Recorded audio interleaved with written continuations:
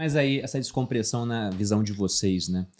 Porque muita gente, vou colocar aqui em espectros ideológicos, o cara de esquerda fala, tá vendo como é que o Lula é bom?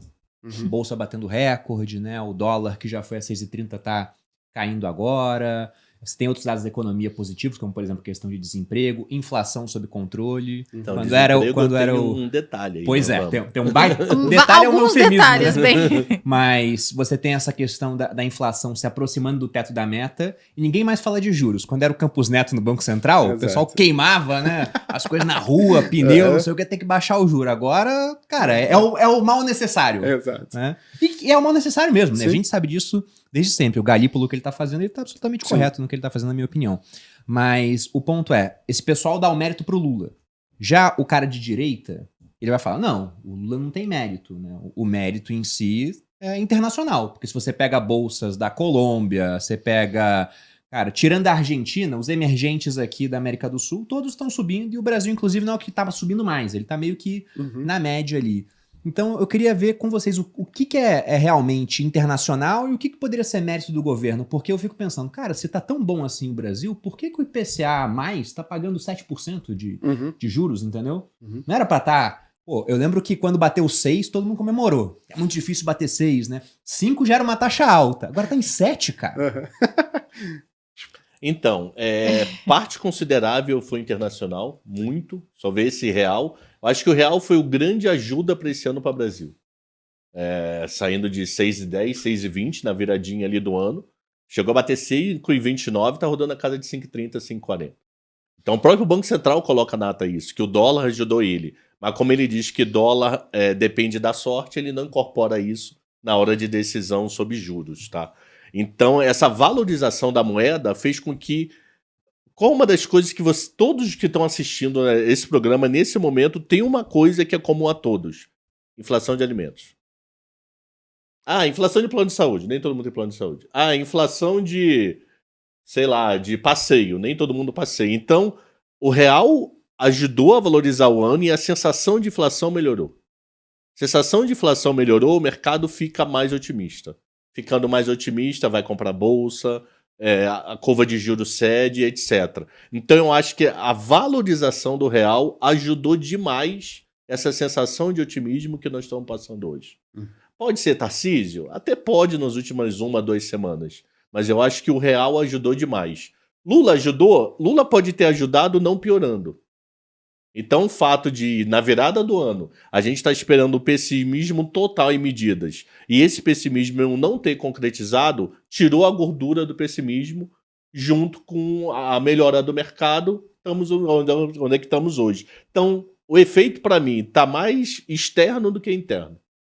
E isso, para mim, passa por câmbio. Eu acho que dá pra gente separar, né, o impacto, acho que, em 4 frentes, né? Você pega o cenário internacional positivo, o Brasil não é um país isolado do resto do mundo, você tem mais recurso indo para emergente, o Brasil é um emergente investível, entra quase 30 bilhões de dólares no ano na Bolsa Brasileira. Então, aí nós vamos para uma polêmica bomba. Qual é a polêmica bomba? Se você for no site do Banco Central, o grosso de investimento de Bolsa não veio externo. Veio internamente. Não, mas sim. Nós estamos até outubro com saída de gringo da Bolsa Brasileira via câmbio. Então significa que o dinheiro que veio para o Brasil, ele predominantemente já estava no Brasil. O dinheiro que foi para a Bolsa. Então nós temos vindo externo? Estamos. Sim. Mas no net é negativo. Mas o fluxo de câmbio é positivo para cá. Para a Bolsa não. Não, mas para Brasil. Ele é para renda fixa. Para renda fixa, horrores. Então quem tá puxando muito bolsa grande. é o local? Pode ser o gringo, mas com dinheiro que já estava em casa. Entendi. Ele não passou pela fronteira. Mas eu acho que tem um ponto positivo, né? Do sentimento internacional tá mais positivo Sim, com o Brasil. total. E isso, o gringo... Então, mas é um sentimento mais positivo ou é só rebalanceamento e como o Brasil é uma fatia de emergentes, a gente subiu igual os emergentes todos? Eu acho que é um rebalanceamento, né? O fato dos Estados Unidos estarem em um nível, precificado muito caro, você ter um embate, da principal potência do mundo com outros países, você traz um nível de incerteza para lá, acho que tem um movimento que você fala, tem uma grande parte do recurso alocado nos Estados Unidos que tem que procurar outros destinos para o seu dinheiro. Se o mercado brasileiro é 1% do mundo, então eu vou botar 1% lá. Vou botar 1% no Brasil. E isso é em ETF. E a gente vê muito isso, inclusive nos economistas a gente trouxe o Kellet, convidado muito legal, e ele falou, pô, uma boa parte das empresas que está subindo são as grandes empresas, né? A empresa que tem mais representatividade na Bolsa Brasileira. Que tá no ETF. Que tá no ETF, né? Então você não vê uma alocação que é típica do cara aqui no Brasil, que ele vai tentar fazer um stock picking, vai pegar as empresas que estão relativamente mais baratas, que não andaram ainda e tudo mais. Não, você vai onde tem mais liquidez, onde você é capaz de comportar um volume relevante de recursos, normalmente as empresas que estão em ETF, né? Então, primeiro, para mim, uma boa parte é esse sentimento mais positivo vindo do internacional, e aí com recursos aqui no Brasil, mais ou não. Segundo, acho que tem um ponto que é muito relevante aqui, que é um bom trabalho do Banco Central. O Banco Central está mostrando uma postura muito dura, né, no combate à inflação, e às vezes a galera pensa, pô, mas isso puxa o juros para cima. Que juro? Né? Porque o que impacta positivamente os ativos de risco não é a Selic, é os juros de longo prazo. É a inclinação da curva. Exatamente. Então, pô, o Banco Central apresentando uma postura dura do combate à inflação, qual que é a percepção? Pô, que no futuro o Brasil pode ter um juro um pouco mais baixo. Então, acho que uma boa parte do trabalho também vem sendo realizado pelo Banco Central. Ó, só um detalhe, os juros de 30 anos é 2% abaixo do que os juros à vista. Exato. Se você pegar para 30 anos, você está pegando 12,80, 13,05 e o à vista 15. Uhum. E aí eu Ou seja, acho... nossa curva tá invertida. Ela vai ela desce e sobe um pouquinho. Mas se olhar os extremos, ela está invertida. E eu acho que, pô, o papel, acho que do governo atual, e eu vou muito na linha do que o professor Cabral disse, é não, pô, piorar as coisas. Eu acho que a expectativa no final de 2024 era que ele piorasse, e aí eu acho que ele vai entregar um primário meio que como a gente já esperava no final de 2024. Então, acho que o grande destaque aqui, do ponto de vista fiscal, que no final das contas aqui impacta muito o preço hoje em dia, é que o governo não piorou essa expectativa fiscal. Vai entregar o que o mercado esperava no final de 2024, sem grandes surpresas negativas nem positivas. E o medo, ao final de 2024, é que ele entregasse algo muito pior do que estava esperando. Então, acho que você teve esses 3 fatores aí que ajudaram a explicar esse movimento mais positivo. Uma boa parte do internacional, uma parte, pô, bem relevante, acho que do trabalho do Banco Central. Existia esse temor, né? Pô, o Banco Central agora vai ter uma composição majoritária formada por indicados pelo atual governo. Será que eles não podem, pô, não? Um Tombini 2.0? E acho que não era nem chegar num Tombini, mas, pô, sabe, cortar antes, talvez, de controlar as expectativas de inflação. O Foi o Tombini... BC de Dilma. Quer explicar? Pode falar, pessoal. Ele foi BC de Dilma, que tem uma história muito doida. Ele se reuniu com o Dilma, aí mudou os juros. Aí teve uma mudança de nota da S&P, ele foi bem perdido. Era um presidente do Banco Central que ele aceitou a ingerência política, entendeu? Então era para subir o que juros, falavam ele pra não fazer, subiu, ele ele segurou, fazia. até baixou juros em época de eleição. Só que a inflação disparou. E o ponto é que... Aí estragou tudo. Quando você sobe juros, né, a gente tá com a curva invertida agora, como o Cabral falou, ou seja, a gente tem mais juros agora do que no futuro. Isso é para quê? O juros alto agora é para controlar a inflação é percepção que ela vai ser mais baixa no futuro, o juro vai poder ser mais baixo. E o juro alto tem uma consequência, ele acaba freando a economia. Então você tem um crescimento menor por causa desses juros mais altos. Isso afeta as pessoas? Afeta. Fica crédito mais caro, tem gente que vai perder o emprego, porque a empresa não vai crescer tanto, talvez diminua de tamanho, talvez tenha gente quebrando. Mas o desemprego, ele é pontual, né? Pega aquele cara. Agora, se você deixa o juro baixo e a inflação dispara, a inflação pega todo mundo. Sim. Então ela é um mal pior. E se É o você não pior combate a remédio, inflação né? agora, fica mais difícil depois de combater, entendeu? Sim. É o pior remédio, inflação, sem dúvida.